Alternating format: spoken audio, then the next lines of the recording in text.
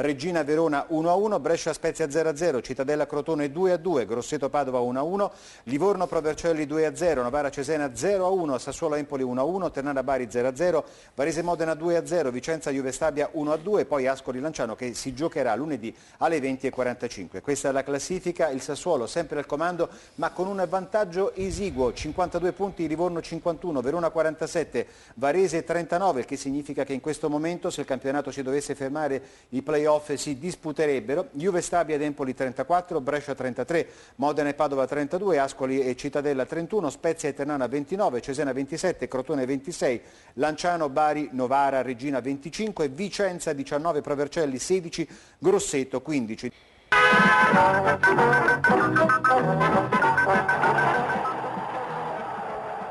Sulla panchina del Vicenza debutta Dal Canto che cambia uomini e modulo rispetto al suo predecessore Breda, si passa al 4-4-2, tra i pali torna Bremek, a centrocampo esordisce Ciamaritaro, coppia d'attacco Božinov-Giacomelli con il neoacquisto Tiribocchi inizialmente in panchina. Nella Juve Stabia Braglia varia 3/11 dello schieramento iniziale anti-Brescia, squalificato Caserta, c'è il debutto in maglia giallo-blu di Suciu, in avanti Acosti e Cellini, arbitra Borriello della sezione di Mantova.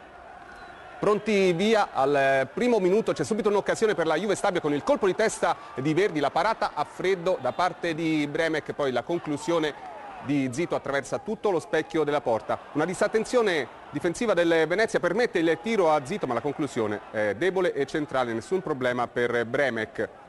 Al 28esimo la Juve Stabia va in vantaggio, il traversone basso di Verdi irrompe Cellini e mette il pallone sotto la traversa, secondo gol stagionale per Cellini, il numero 63 in Serie B per l'attaccante della Juve Stabia.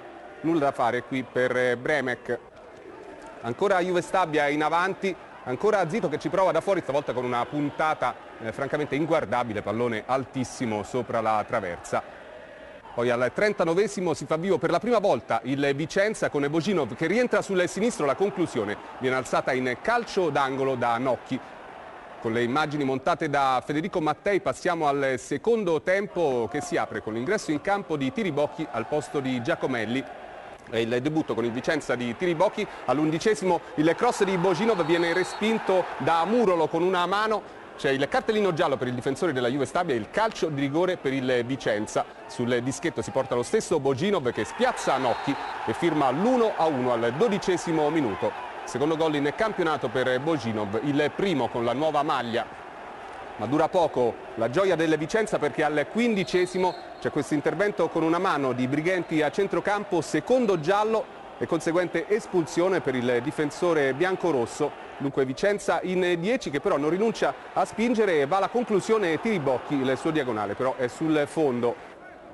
Poi alla mezz'ora Zito, già ammonito, rischia il rosso per questa spinta gratuita da dietro ai danni di Padalino e allora Braglia, per non rischiare ulteriormente, lo cambia immediatamente, manda in campo Improta che è subito decisivo. C'è questa bella azione di Verdi sulla linea di fondo, il pallone all'indietro per Improta che scarica in rete e firma il suo quarto gol stagionale. La grande esultanza di Improta appena entrato. Nulla da fare anche in questa occasione per il portiere del Vicenza, immediata la reazione dei biancorossi con Božinov il suo diagonale, però trova un guanto di Ghiotti che mette, di Nocchi che mette in calcio d'angolo. Ancora Verdi scatenato il numero, poi sul suo tiro viene murato da Padalino. E poi sugli sviluppi dell'azione il tiro di Suciu, in pratica un passaggio per Bremek. Ancora Verdi, stavolta dal lato corto dell'area di rigore, il traversone basso e Bruno impegna ancora Bremek e poi in pieno recupero sulla respinta di testa corta da parte di Muro arriva Mustacchio, il suo diagonale raso terra sfiora il palo. È l'ultima occasione, dopo 4 minuti di recupero Borriello dice che può bastare, successo meritato della Juve Stabia che sale in zona playoff al quinto posto. Il Vicenza, la quarta sconfitta consecutiva, rimane al terzultimo posto. Migliore in campo Verdi, che ha seminato lo scompiglio nella retroguardia biancorossa e ha avuto il merito di servire gli assist per entrambi i gol. Ribadiamo il risultato finale al Menti: Juve Stabia batte Vicenza 2-1 e la linea può tornare ad Andrea Fusco.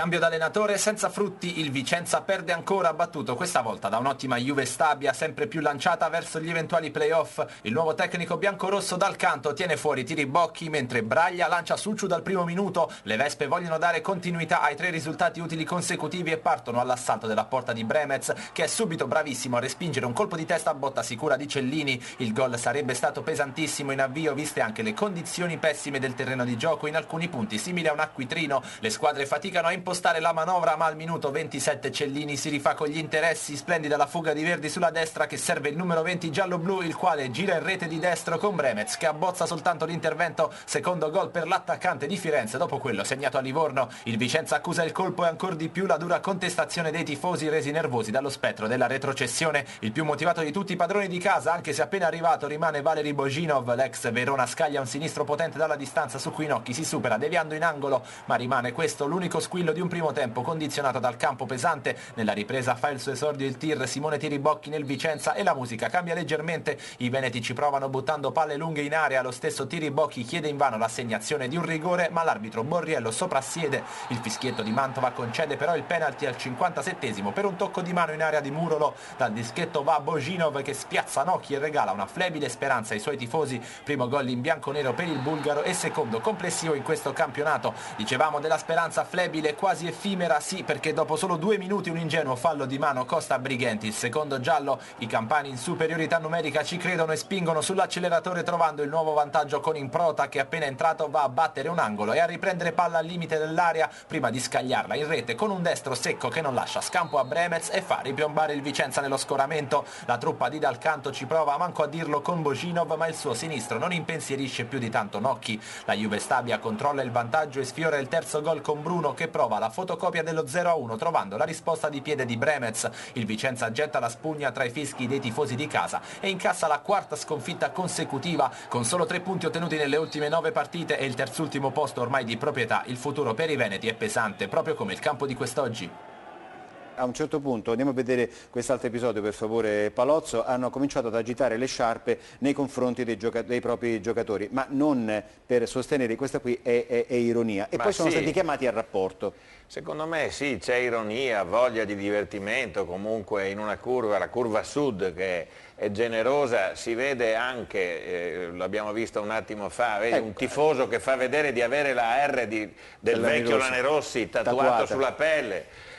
Voglio dire, evidentemente contestano la squadra, soprattutto la mancanza di quel cuore che loro dimostrano in un contesto nel quale, lo ripeto, la cosiddetta nobile provinciale, perché questo era l'appellativo con cui il Vicenza era conosciuto, la nobile provinciale non gioca più su quello che era un fortino, ma su un terra di conquista degli avversari come il Mente. 4 partite e 4 sconfitte. E il solco con le quartultime che si allarga in maniera sempre più preoccupante. E Barilla che sorride.